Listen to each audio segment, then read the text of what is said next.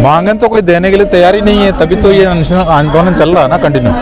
नहीं, क्यों नहीं तैयार है? आप लोग गलत मांग रखते हैं क्या सरकार से? गलत मांग कुछ नहीं है, सिंपल मांग है जुडिशरी कमेटी।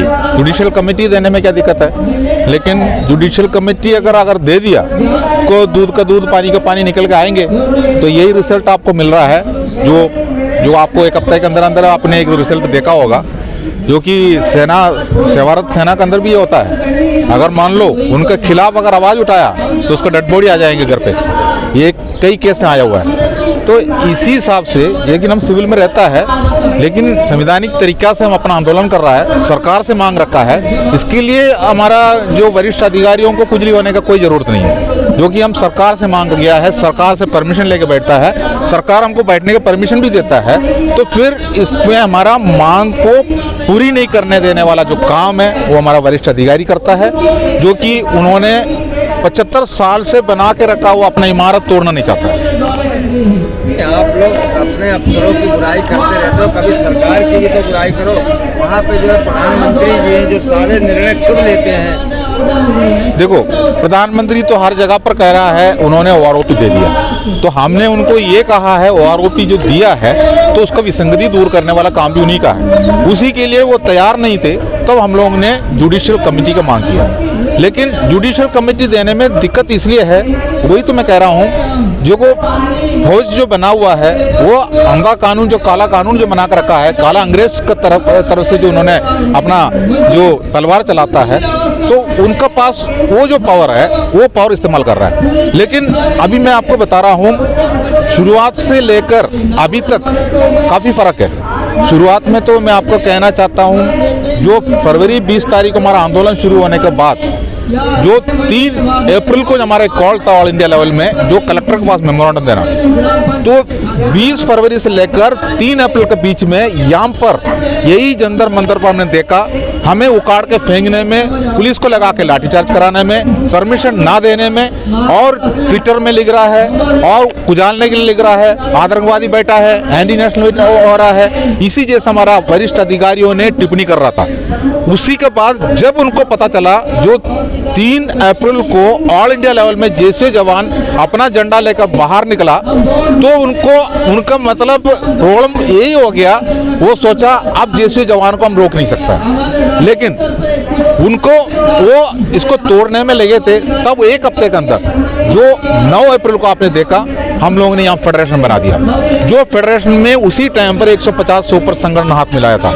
लेकिन हमने एक शर्त रखा था, जंतर मंतर से हमने एक शर्त रखा था, सबका सैनिक संघर्ष कमेटी ने एक शर्त रखा था, पहले से ही वही शर्त चल रहा है। वो यही था, इसमें राजनीति नहीं होंगे और अफसर नहीं होंगे। लेकिन अफसर का संगठन भी और राजनीति का संगठन भी उसके अंदर हाथ लगाया, लेकिन हम लोगों ने धीरे धीरे उसको हटाना है। लेकिन अफसर का जो एक टीम हमारा पास यहाँ 7 तारीख को 8 तारीख को जंतर मंतर पे आए थे समर्थन पत्र देने के लिए, हमने उनको टोटली आउट ऑफ कर दिया। उसके बाद हमारा आंदोलन को मजबूती देकर अफसरों ने अपना पिल्लों में जाकर बैठ गया। लेकिन धीरे धीरे उन्होंने यहाँ पर अपना जयचंदों को छोड़ा, जो हम लोग, देखो हमारा एक प्रॉब्लम यही है, जैसे जवान है, हम एक दूसरे को नहीं जानता है, तो हमारे पास आके हाथ मिलाता है तो हमने उसको गेट आउट तो नहीं कर सकता, क्योंकि उन्हीं का संगठन है ये। लेकिन हम उम्मीद कर रहा है वो हमारे साथ में मिलके, हमने जो सोचा है उसी जैसा आगे जाएंगे। लेकिन वो इसी जैसा काम उन्होंने किया है, उसका कारण भी मैं बताना चाहता हूँ, जो कि बुरा लगे अच्छा लगे, लेकिन बताना है, जो कि सेना के अंदर सेवादारी प्रथा जो है उसको समाप्त होना चाहिए करके चिल्ला रहा है। लेकिन आप ये बताइए, जो पुराना टाइम से 75 साल से निकल के आया हुआ जो सेवादार सर्विस करके आया हुआ, वो भी तो यही जमीन में पूर्व सैनिक बन के बैठा हुआ है। अगर किसी भी अफसर का संगठन में अगर पद दिया है, एग्जीक्यूटिव कमेटी में अगर चुनाव करके दिया है, तो उसी संगठन में वही जो सेवादारी किया हुआ जैसे जवान लगे हैं, अब वो हमेशा वफादार कुत्ता बन के रहता है, जो कि वो हमेशा उनका सामने जाके वो वही रहेंगे। वो हमेशा हमारा ये गुलामी को मरने तक लेके जाना चाहता है। लेकिन हमने गुलामी प्रथा के पीछे हम लोगों ने आवाज़ उठाया, यहाँ पर पहले बार उठाया है, लेकिन उसको खींचने में, टांग खींचने में लोगों को लगाया।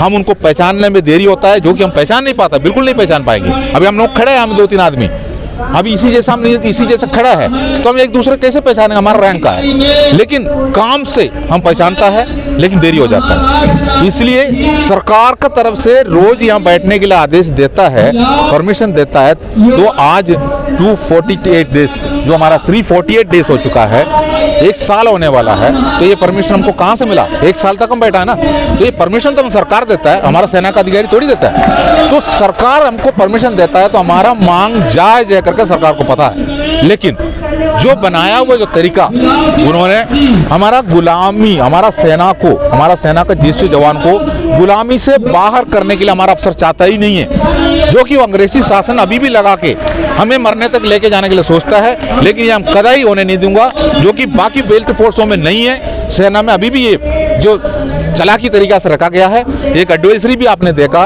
चीफ ऑफ आर्मी का, ये भी मजबूरी में निकाला गया है। एडवाइजरी में कोई ताकत नहीं होता है, वो किसी जगह पर एक सलाह देता है। ये हमारे को रोज रोज मिलता है हमको इसी जैसा जो मैसेज। हमारा सेना के अंदर कई किस्म का परेड होता है सुबह से लेकर शाम तक, उसी में हमको मैसेज मिलता है ये नहीं करना है, ये करना नहीं चाहिए, इसी जैसा होना चाहिए। इसको बोलता है एडवाइजरी, वो केवल एक एडवाइजरी है, उसी में कोई ताकत नहीं है। अगर ताकत है तो वरिष्ठ अधिकारियों के घर पे जो इस चीज को पहले उन्होंने रोके ये एडवाइजरी निकालना चाहिए था, जो कि अभी भी सेवादार प्रदा जो अगर समाप्त करना चाहता है तो एडवाइजरी जिसी ने दस्तखत किया है उस रैंकों का गर्व में से उनको पहले निकाल कर बाहर करना चाहिए था। कह रहा हूँ आप अभी केरल में रह के आए हैं, 1.5 महीना छुट्टी पे थे, वहाँ का क्या चल रहा है? पूर्व सैनिकों की लड़ाई किस तरह लड़ रहे हैं वो लोग सरकार? देखिए, केरला का जो बारे में बताना है तो केरला का 5 संगठन यहाँ पर हाथ मिलाया था, लेकिन एक भी संगठन आज हमारे साथ में नहीं है, जो कि केरला ऐसे एक स्टेट है राजनीति के बिना घर का दरवाजा से बाहर नहीं निकल सकता। इसलिए यहाँ का मांग है जो राजनीति नहीं होना चाहिए, मतलब संगठन में राजनीति नहीं होना चाहिए, और उसमें के अंदर एक अफसर भी नहीं होना चाहिए, अफसर एक मेंबर भी नहीं होना चाहिए। एग्जीक्यूटिव कमेटी तो छोड़ दो, रक्षा अधिकारी तो छोड़ो पद, लेकिन एक मेंबर भी नहीं आना चाहिए। ऐसी स्थिति में केरला स्टेट यहाँ पर बढ़ चढ़कर हिस्सा नहीं ले सकता है, जो कि वो सिर्फ दिखावा, चेहरा चमकाने वाला काम करके चला जाता है।